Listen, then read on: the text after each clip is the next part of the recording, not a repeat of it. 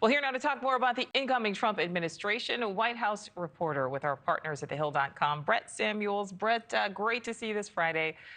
So let's start with Trump's cabinet picks. And his pick to lead the DOD, Pete Hegseth, he seems to be softening his stance against women in combat, gays in the military, after he had previously suggested that they should not be in those roles.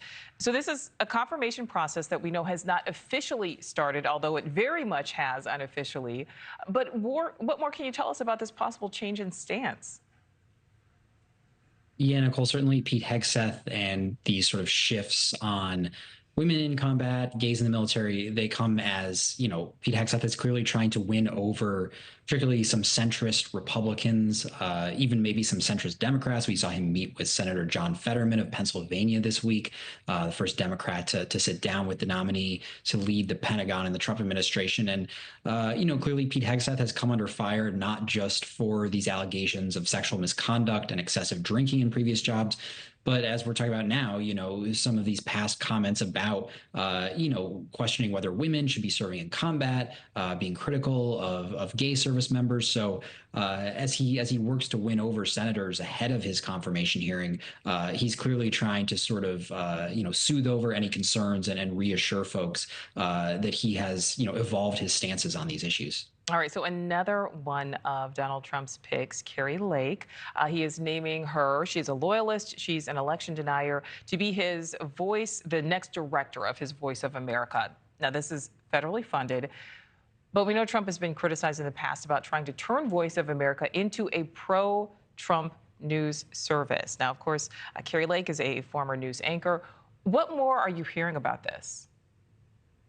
Yeah, certainly the choice of Kari Lake here is setting off alarms for folks who, as you mentioned, were already concerned the first go around about how Trump tried to sort of use this federally funded media service to, draw out more favorable coverage or try and sort of nudge them away from critical coverage or their independent coverage, I should say.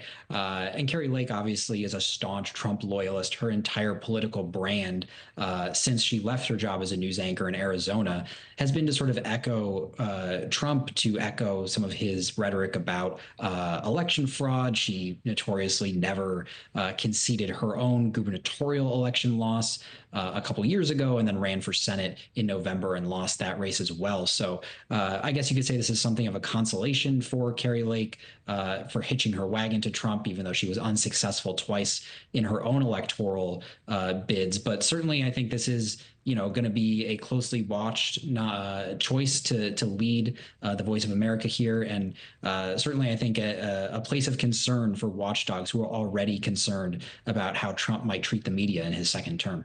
All right. Well, speaking of concerns on a different front, yesterday we know that the president-elect was ringing the opening bell there on Wall Street, and he talked about bringing down grocery prices, but he also admitted, it may be hard to achieve. And, and there are plenty of economists who say that his tariff plan will likely raise prices on a lot of goods that we consume. So should Americans be ready to continue to possibly feel the financial squeeze? Do we know more about the president-elect's plans?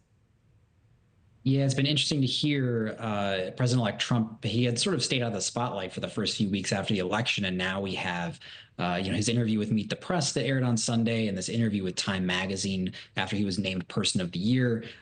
This interview was conducted a couple of weeks ago, but in it he did say, he was asked whether he thought bringing down grocery prices would be as easy as he previously suggested, and Trump is saying, once prices go up, it can be hard to really actually bring them down. This, of course, follows when he told NBC, that he couldn't guarantee that Americans wouldn't pay more because of tariffs. So, certainly Democrats are jumping on this to make the case that, maybe it's not going to be as easy as Trump made it out to be on the campaign trail to bring down prices, to suggest that as soon as he took office, prices would come down, that these tariffs would bring down prices or bring down the deficit.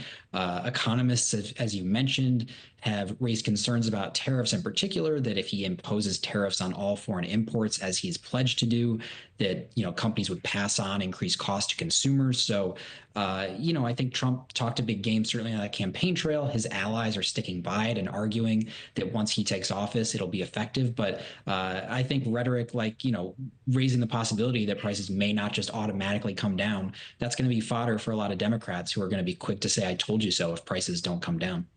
Thanks for watching. Go to joinnn.com to find News Nation on your screen. And don't forget to click the red subscribe button below to get more of News Nation's fact-driven, unbiased coverage.